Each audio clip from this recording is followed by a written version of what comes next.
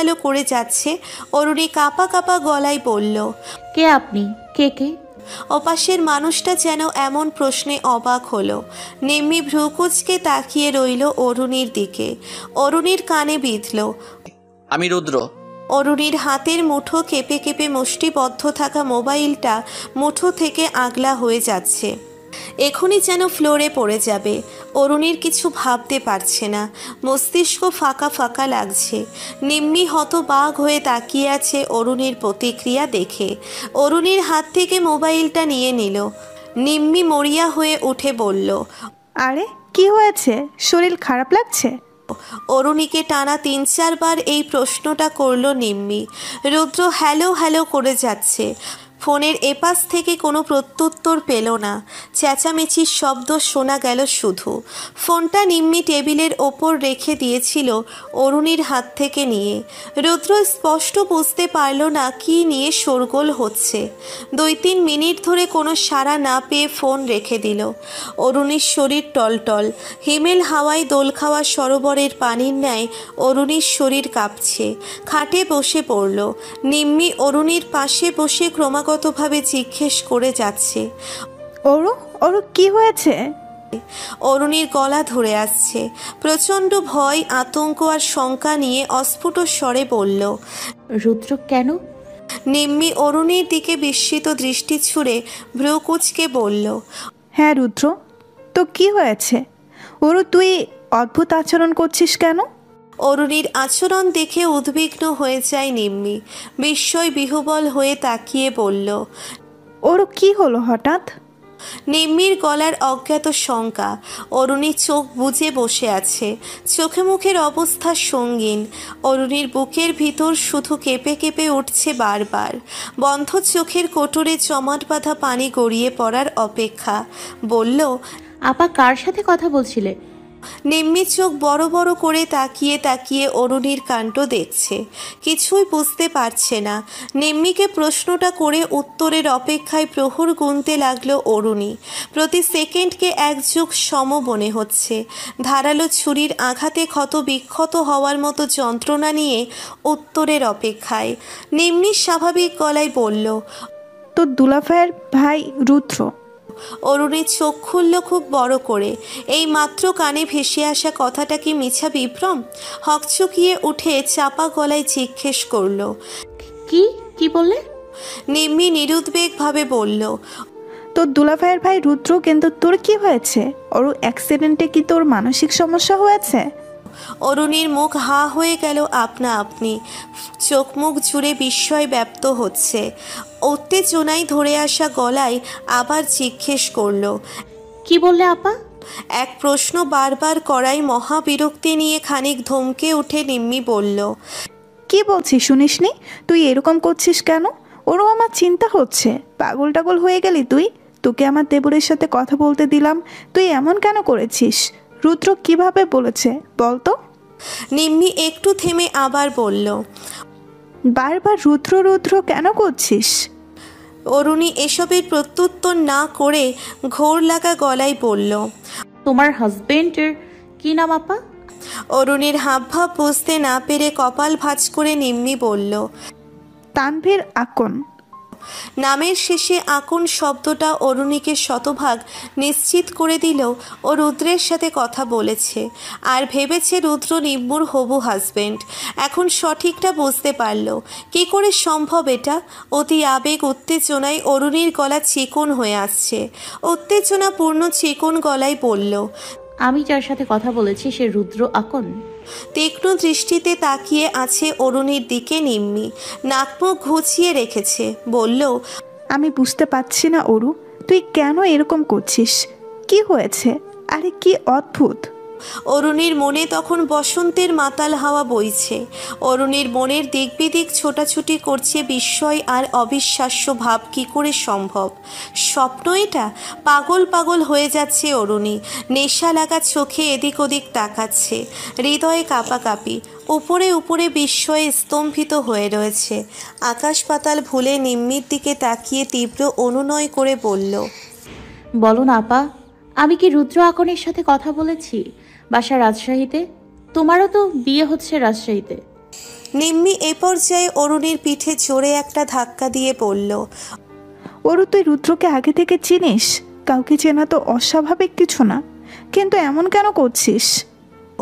অরুণী নিম্মির দিকে তাকিয়ে বলল, আমায় এখন কিছু জিজ্ঞেস করো না আপা, আমি এখন কিছু বলতে পারবো না।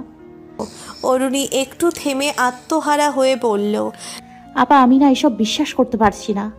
নিম্মি পূর্বের ন্যায় কিছু বুঝতে না পেরে আগ্রহী গলায় বলল, ওরু কি বিশ্বাস করতে পারছিস না? আরে বল তো। অরুণীর যেন এসব কথা কর্ণপাত হচ্ছে না, গভীর বিস্ময়ে মগ্ন হয়ে ধ্যানপরায়ণ হয়ে আছে।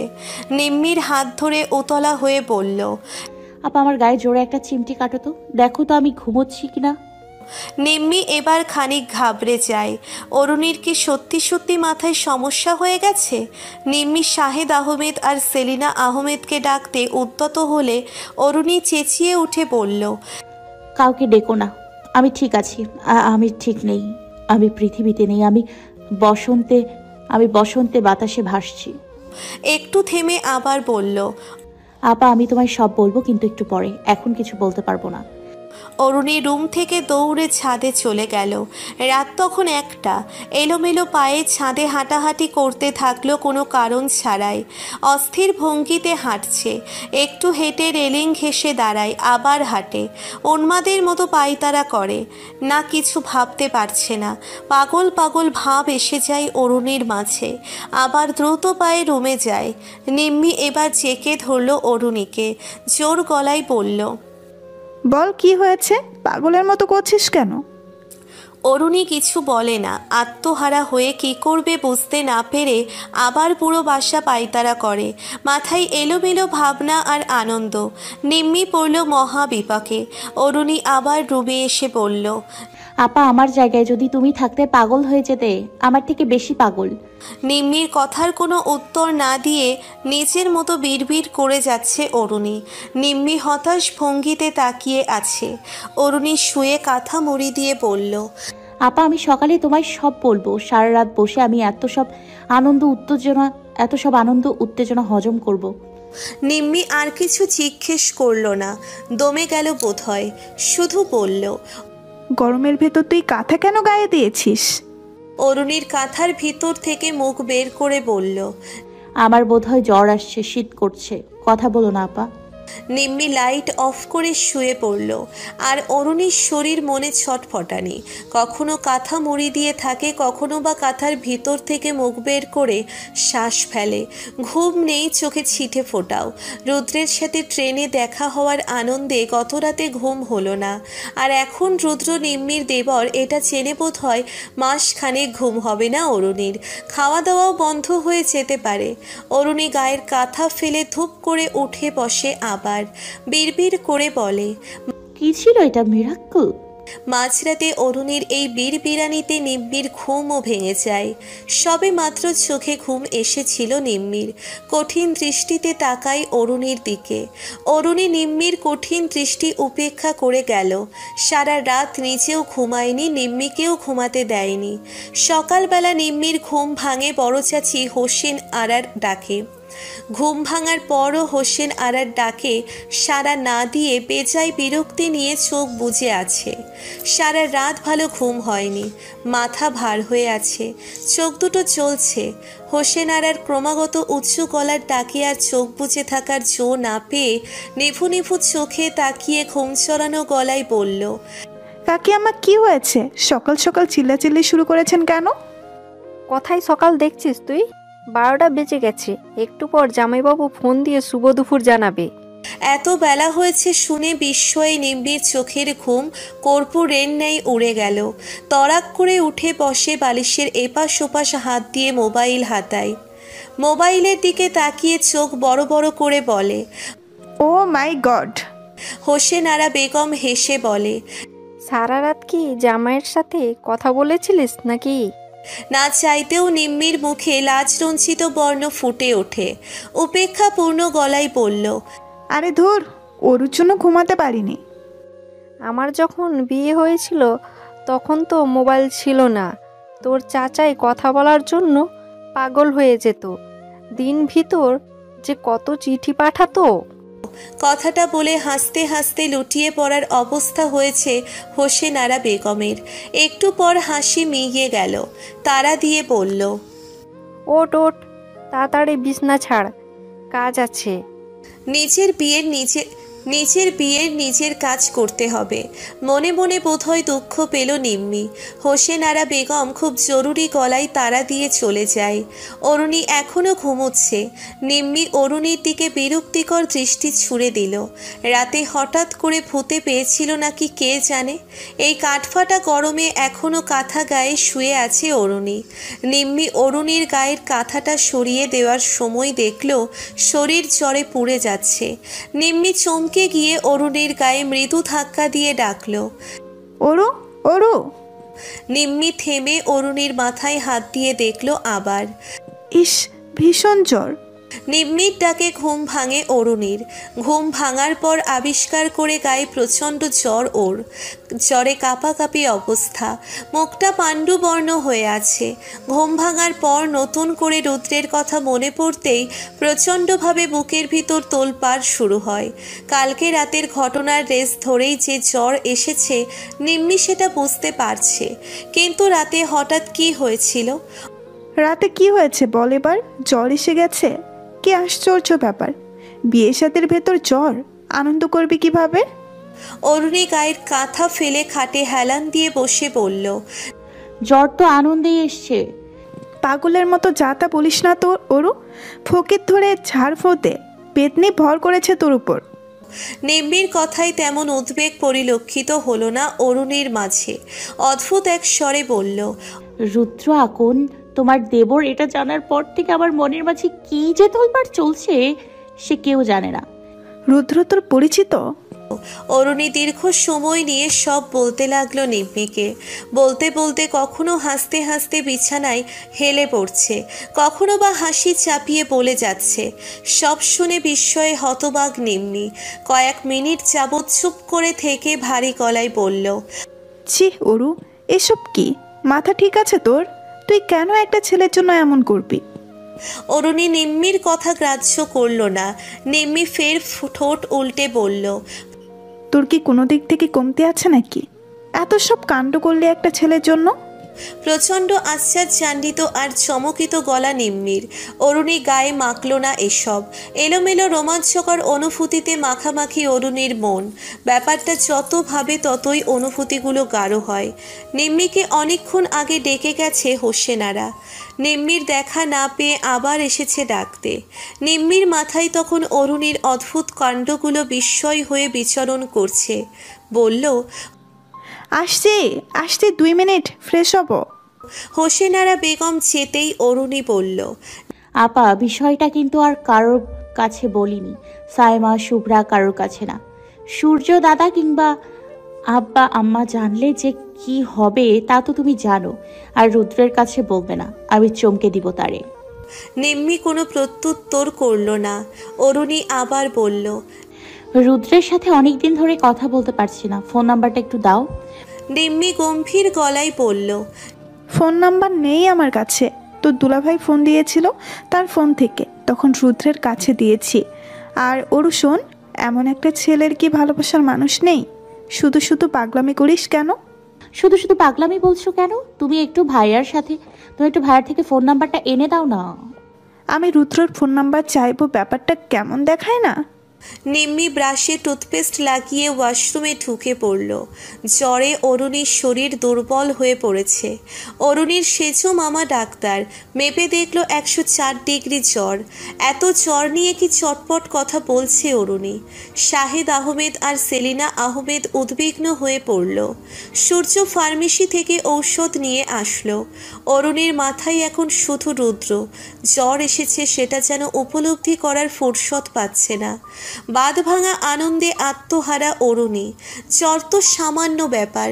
অরুণীর এরূপ পাগলামিতে নিম্মির চোখ কপালে। দুপুরে ঔষধ খাওয়ার পর সন্ধ্যার দিকে জ্বর কমে আসলো। অরুণীর এত অনুরোধের মুখে পড়ে নিম্মি তানভীরের কাছ থেকে রুদ্রের নম্বর আনলো। অরুণী ফোন নম্বর পেয়ে উপচে পড়া খুশি নিয়ে বলল, আপা, আমার বিয়েটা যে আমার কত বড় উপকার করলো আমি তোমাদের স্পেশাল গিফট দিব।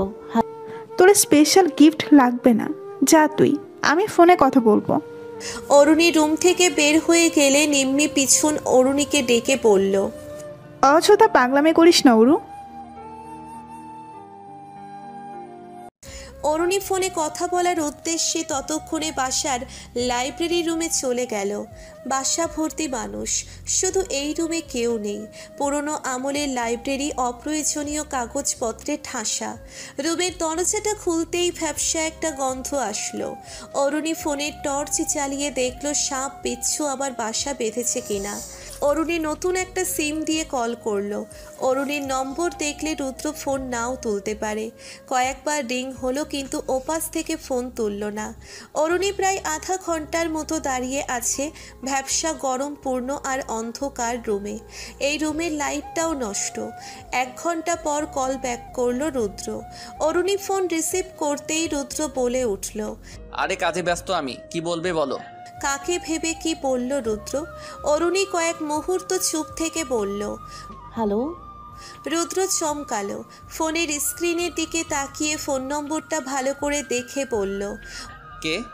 অরুণীর বুকের মাঝে তুরু তুরু বলল, আমি অরুণী। রুদ্র খানিকক্ষণ পর বিস্ময় নিয়ে বলল, অরুণী? এইটুকু বলে থেমে ব্যস্ত গলায় বলল, ফোন নম্বর কোথায় পেয়েছো তুমি? রুদ্র শাহেদ আহমেদকেও ফোন করেনি, তাহলে অরুণী কোথায় পেল ফোন নম্বর? অরুণী এই প্রশ্নটা উপেক্ষা করে গিয়ে তীব্র অভিমান নিয়ে বলল, আপনি এমন কেন? একটা বারো ফোন দিলেন না, আমায় মিস করেননি? রুদ্রের চারপাশে হইচই। কে যেন ডাকলো রুদ্রকে। রুদ্র কথা বলায় ব্যস্ত হয়ে গেল। অরুণী চুপ করে রইল। কিছুক্ষণ পর রুদ্র ফোনটা রেখে দিল। অরুণীর মেজাজ খারাপ হয়ে গেল। একটা মানুষ এমন নিরাবেগ কিভাবে হতে পারে? অরুণীর এই মুহূর্তে মনে হলো ও বৃথা চেষ্টা করছে। অরুণী লাইব্রেরি রুম থেকে বের হওয়ার সময় হঠাৎ কী হলো ঠিক বুঝতে পারল না। কেউ ওর হাত টেনে ধরেছে। অরুণী ভীষণ চমকে পিছন ফিরে তাকায়। আবছা আলোতে বুঝতে পারল এটা সিফাস। অরুণী চাপা গলায় বলল, শিফাজ ভাই হাত ধরেছে কেন? এই বলে হাত ছাড়ানোর চেষ্টা করতে থাকে, কিন্তু শিফাসের মুষ্টি থেকে হাত ছাড়াতে পারল না। শিফাস অরুণীর কাছাকাছি এগিয়ে এসে বলল, অরু, তুই বুঝিস না আমি তোকে ভালোবাসি। অরুণীর রাগ জেদ সংবরণ করে বলল, আপনি আমার বড় ভাই, আপনি কি চান আমি আপনার গালে চড় থাপড় দিই, নাকি সূর্যতাকে ডাকবো? রাগে অরুণী থরথর করে কাঁপছে, চোয়াল শক্ত হয়ে আসছে। শিফাস নির্লিপ্ত গলায় বলল, আচ্ছা তুই আমাকে কেন ভালোবাসছিস না সেটা বলবি? 2টা কারণ বল। অরুণী চিৎকার করে ওঠে। শিফাস ওর হাত ছেড়ে দেয়। লাইব্রেরি রুমে পাশের সিঁড়ি দিয়ে কেউ দপদপ শব্দ করে নিচতলা থেকে ওপর তলায় আসছে। শিফাস দ্রুত চলে যায় সেখান থেকে। অরুণী শুধু বলল, এরপর থেকে কখনো যদি এমন কিছু করেন তাহলে আব্বা আম্মা সূর্যদা সবাইকে বলবো। শিফাসের ওপর রাগে অরুণীর মেজাজ বিগড়ে গেল। নিচে নামতেই সাময়া, শুভ্রা, সুস্মিতা ওরা আসলো। ছাদে যাবে, আড্ডা দিবে। অরুণী বিরক্তি ভরা গলায় বলল, আমার মেজাজটা বেজায় খারাপ, তোরা যা। সাইমা জিজ্ঞেস করে, কি হয়েছে তোর? অরুণী বলে, শিফাজ ভাইকে আমি আমার বড় ভাইয়ের মতো জানি, আর আমার প্রতি তার এই প্রেমাবেগ দেখলে ঘৃণায় গা গুলিয়ে যায়। মনে চায় এক দলা থুথু ছুঁড়ে মারি। অরুণী গিয়ে বাসার নিচে গাছের তলায় পাতা বেঞ্চে বসে থাকে। বাড়ির সাজানো গোছানোর কাজ চলছে। কিছুক্ষণ পর শিফাসকেও দেখা গেল অরুণীর আশেপাশে। অরুণী আর রুদ্রকে ফোন দিল না। গায়ে হলুদে তো দেখাই যাচ্ছে। অরুণীর ঠোঁটের কোণে এক চিলতে হাসি।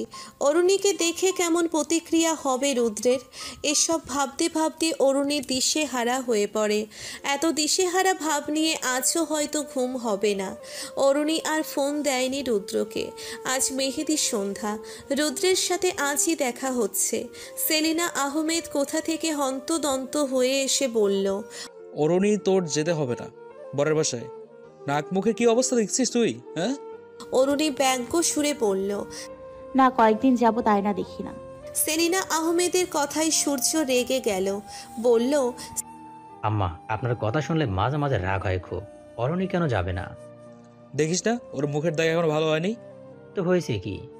সেলিনা আহমেদ আর কথা বলার সুযোগ পেল না।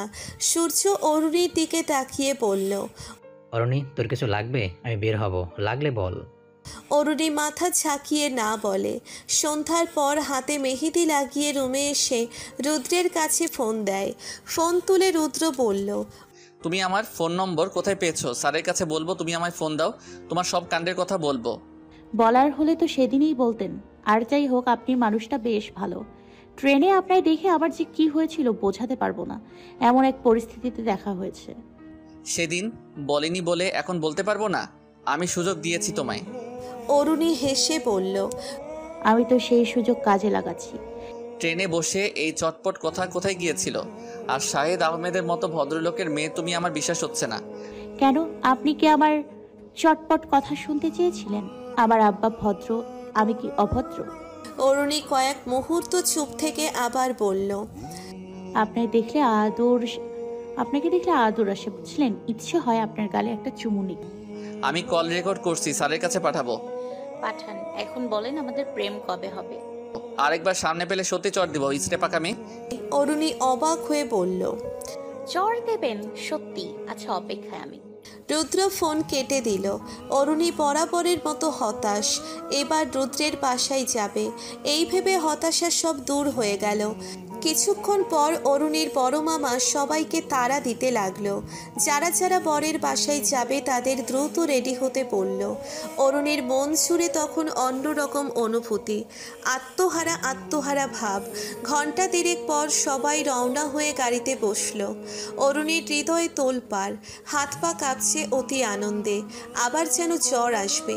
গাড়িতে ওঠার আগে নিম্মি অরুণীর কানে কানে বলল। অরুণী উত্তরে হাসল শুধু। উল্টাপাল্টা কিছু করিস না। এত খুশি বোধহয় অরুণী আর কখনো হয়নি। গাড়ি চলতে শুরু করলো। অরুণীর হৃদয় স্পন্দন বাড়তে লাগলো। অরুণী দুনিয়াদারি ভুলে বিমগ্ন হয়ে রইল। সবাই গাড়িতে বসে আনন্দ করছে। অরুণীর সেদিকে খেয়াল নেই, কোনো কিছুতে খেয়াল নেই। গাড়ি থামানোর পর সবাই নেমে গেল। অরুণী ঠাই বসে। গাড়ি থামিয়েছে যে ওর হুঁশ নেই। শুভ্রা চেঁচিয়ে বলল, অরু আপা, নামবে না তুমি? কি হয়েছে তোমার? অরুণীর চুপ থাকা নিয়ে সবাই কম বেশি প্রশ্ন করল। অরুণী গাড়ি থেকে নেমে এদিক ওদিক তাকাতে লাগলো। তীক্ষ্ণ এক অনুভূতি অরুণীর শরীর মন অবশ করে রেখেছে যেন। অরুণী শুধু রুদ্রকে খুঁজছে। কিছুক্ষণ পর দেখলো বেরুন রঙের একটা পাঞ্জাবি পরা রুদ্র। অরুণী চুপ করে উঠে গেল সবার মাঝখান থেকে।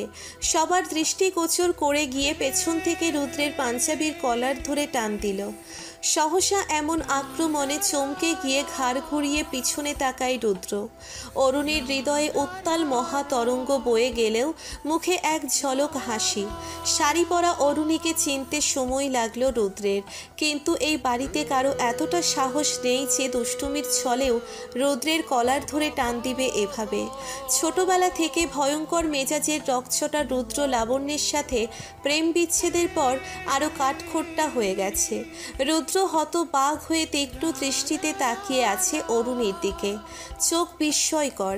কার এত সাহস? কে এই মেয়ে? রুদ্রের এমন কঠিন দৃষ্টি উপেক্ষা করে অরুণী হেসে বলল, চর দেবেন নাকি আপনার সামনে আসলে? দেন এবার চর। রুদ্র বিস্ময়ে হা হয়ে গেল। বিস্ময় কাটাতে সময় লাগলো বেশ। এত চমকিত হয়েছে যে কলার ধরে টান দেওয়ার ঘটনাটা চাপা পড়ে গেছে। রুদ্রের মুখ থেকে আপনা আপনি বেরিয়ে আসলো, কে তুমি? অরুণী কপালে পড়া চুলগুলো ডান হাত দিয়ে সরাতে সরাতে স্বাভাবিক গলায় বলল, চিনতে পারছেন না আমায়? এত উজ্জ্বল আলো, তাও চিনতে পারছেন না? ঘন্টা দুয়েক আগেও তো ফোনে থাপ্পড় দেওয়ার হুমকি দিলেন। রুদ্র বাক্রুদ্ধ মরিয়া হয়ে উঠে বলল, অরুণী, তুমি এখানে? তুমি কিভাবে এসেছো? মানে তুমি এখানে কেন? অরুণীর মন আনন্দে প্লাবিত হচ্ছে। রুদ্রের এমন অবাক হওয়া মুখ দেখে পরিতোষের ঢেউ বয়ে যেতে লাগলো অরুণীর মনে। এত অবাক হওয়ার কি আছে বলুন? আর আমায় ভুলেও থাপ্পড় দেওয়ার কথা চিন্তা করবেন না। প্রথমত আমি অতিথি, দ্বিতীয়ত আমায় থাপ্পড় দিলে পিও ভেঙে যেতে পারে। রুদ্রের চোখে মুখে অস্থির ভাব, প্রত্যুত্তর করার ভাষা খুঁজে পাচ্ছে না। রুদ্র অস্থির চোখে আশেপাশে তাকাচ্ছে। কয়েক মুহূর্ত পরপর আবার বেজায় বিস্ময় নিয়ে অরুণীর মুখের দিকে তাকায়। অনেকক্ষণ পর বলল, নিম্মি ভাবি তোমার কে হয়? কি কাকতালীয় ব্যাপার! খবরদার অরুণী, বাসার কারোর সামনে উল্টাপাল্টা কাণ্ড ঘটিও না। আর তুমি আমার শার্টের কলার ধরে টান দিয়েছো কেন? শার্টের কলার নয়, পাঞ্জাবির কলার। এত অস্থির হচ্ছেন কেন? আবোল তাবোল বকছেন। অরুণী একটু থেমে বলল, আপনি বরের ভাই, এটা জানার পর ঘুম তো হয়ই নাই। সকালে উঠে দেখি গায়ে 104 ডিগ্রি জ্বর। আর জ্বর আসবেও বা না কেন বলুন তো? আপনার সাথে প্রেম হবে না ভেবে নিয়েছিলাম, কিন্তু এটা জানার পর আমার মনের নিভে যাওয়া আশার প্রদীপ দাউ দাউ করে জ্বলে উঠেছে। আপনার ফোন নাম্বার জোগাড় করতে কত বেগ পোহাতে হয়েছে জানেন? আপনাই দেখতে বাস স্ট্যান্ডে গিয়েছি কলেজ ফাঁকি দিয়ে। আপনিই বলুন, এমন পাগলামি কেউ করে কারোর জন্য? আচ্ছা আচ্ছা মানলাম করে এমন পাগলামি, কিন্তু আপনার জন্য কোনো মেয়ের গায়ে 104 ডিগ্রি জ্বর এসছে বলুন? রুদ্র নির্বাক শ্রোতার ভূমিকা পালন করে যাচ্ছে। এত বিস্ময় হজম করতে সময় লাগছে বেশ। নিজেকে সংযত করে রুদ্র বলল, আচ্ছা আচ্ছা, যাও তুমি এখন। যাব মানে কোথায় যাব? অরুণী আশেপাশে তাকিয়ে বলল, বিয়ের আগে শ্বশুরবাড়ি এসে পড়লাম। রুদ্র বিস্ময় ভাব সম্পূর্ণ কাটানোর চেষ্টা করে। অবান্তর কথা বলো না, তুমি তো অতিথি, যাও সবার সাথে গিয়ে বসো। অরুণী জোর গলায় বলল, আমি আপনার অতিথি, নয়তো এত জ্বর নিয়ে কি আসতাম না। অরুণী, তুমি অতিরিক্ত পাগলামি করছো, সেটা কি তুমি বুঝতে পারছো? আমি তোমার সাথে খারাপ আচরণ করতে চাচ্ছি না। তুই মানুষের ভিতর বসে উল্টাপাল্টা কিছু করে বসো না, মান সম্মানের ব্যাপার। অরুণী হেসে বলল, দেখুন খুশিতে আমার হাত পা কাঁপছে। আমি এই খুশির ব্যাখ্যা করতে পারবো না। আমি পাগলামি করব, খুব পাগলামি করব। আপনি আমার সাথে প্রেম করেন আর না করেন, আমি পাগলামি করবই। রুদ্র কিছুটা আতঙ্ক হয়ে পড়ল অরুণী পাগলামি করবে শুনে। অরুণীর কিছুতেই বিশ্বাস নেই, তার উপর বাসা ভরা মেহমান। মান সম্মান বলতে তো একটা জিনিস আছে। রুদ্র বলল, কোনো পাগলামি করো না তুমি। তুমি ঠিকঠাক বাসায় যাও, আমি ফোনে কথা বলবো তোমার সাথে। আপনি এমন কেন বলুন তো? একবারও ফোন দেন না আমার কাছে, তার উপর সিম কার্ড পরিবর্তন করে ফেলেন। আপনি এত কাঠখোট্টা কেন? অরুণীর অযৌক্তিক অভিযোগের বিপরীতে রুদ্র বলল, তুমি ছোট মানুষ, বাচ্চা একটা মানুষ, এসব পাগলামি বন্ধ করো। এসব পাগলামি করে কোনো লাভ নেই, শুধু শুধু তুমি নিজে কষ্ট পাচ্ছ। অরুণীর মন নিমেষেই খারাপ হয়ে গেল, গলা বেদনায় ছলছল। বলল, আপনি আমার সব পাগলামি হাসি ঠাট্টা ভাবেন, কখনো সিরিয়াস হয়ে কথা বলেন না। কেন এমন করেন? পৃথিবীর সবচেয়ে অপরাধী মানুষ কে জানেন? যে অন্যের আবেগের মূল্য দেয় না। অরুণীর মুখ থেকে এই প্রথম এমন সিরিয়াস কথা শুনল রুদ্র। রুদ্রও যে অরুণীর সাথে সিরিয়াসভাবে কথা বলে এমনটাও নয়। রুদ্রের মুখের আদল পলকেই বদলে গেল। কি যেন ছিল অরুণীর গলায়। রুদ্র গাঢ় গলায় বলল, শোনো অরুণী, তোমার আবেগকে আমি হেয় করে দেখছি না, কিন্তু তোমার আবেগের মূল্য আমি দিতে পারবো না। এসব মাথা থেকে নামিয়ে ফেলো। তুমি বাচ্চা একটা মেয়ে, এত কিছু তুই বুঝবে না। শুধু দুষ্টুমি করতে জানলেই মানুষ বড় হয় না। তোমার ভিতর পরিপক্ক চিন্তা ভাবনা নেই, থাকলে এমনটা করতে না। অরুণী একটা দীর্ঘ নিঃশ্বাস গোপন করল। এর ভিতর খুব জরুরি গলায় কে যেন রুদ্রকে ডাকলো। অরুণীকেও খুঁজছে ওদিকে। রুদ্র চলে গেল সেখান থেকে। অরুণীও উদাস হয়ে দাঁড়িয়ে রইল কিছুক্ষণ। হাজার চেষ্টা করেও মন ভালো করতে পারছে না অরুণী। আজকাল ছোট ছোট কারণে অরুণীর মন খারাপ হয়ে যায়, অথচ এমনটা আগে কখনো হয়নি। অরুণী সবার ভিতর গিয়ে বসে, আশেপাশে কোথাও না তাকিয়ে মাথা নিচু করে রেখেছে। একটা মানুষের জন্যে আর কতটা বেহায়া হবে। পাশ থেকে শুভ্রা অরুণীকে খোঁচা দিয়ে নিচু গলায় বলল, কী রে অরু আপা, হলোটা কি তোর? অরুণী উন্মনা হয়ে না সূচক ভঙ্গিতে মাথা ঝাঁকায়, তারপর আবার আগের ন্যায় বসে থাকে। রুদ্র সব কিছুর খবরদারি করছে। বোঝা গেল বাসার সবাই রুদ্রকে মোটামুটি ভয় করে। রুদ্রের মাকে দেখে অরুণী অবাক। বোঝারই উপায় নেই এই ভদ্র মহিলার এত বড় দুইটা ছেলে আছে। প্রাণবন্ত যুবতী যেন। তানভীর দেখতেও রুদ্রের মতো, চেহারায় বেশ মিল আছে। সবাই বরের কপালে হলুদ লাগালেও অরুণী এক কোণে বসে আছে। রুদ্র কোত্থেকে যেন হন্তদন্ত হয়ে এসে বলল, কি অরুণী, চুপচাপ কেন? এইভাবে বসে আছো কেন? দুলাভাইয়ের গায়ে হলুদ মরিচ লাগাও, যাও। অরুণীর বুকের ভিতর শিরশির অনুভূত হলো। মাথা উঁচিয়ে রুদ্রের দিকে তাকিয়ে একটু ম্লান হাসল। কোনো প্রত্যুত্তর করল না। রুদ্র উত্তরের আশা করেছিল যেন।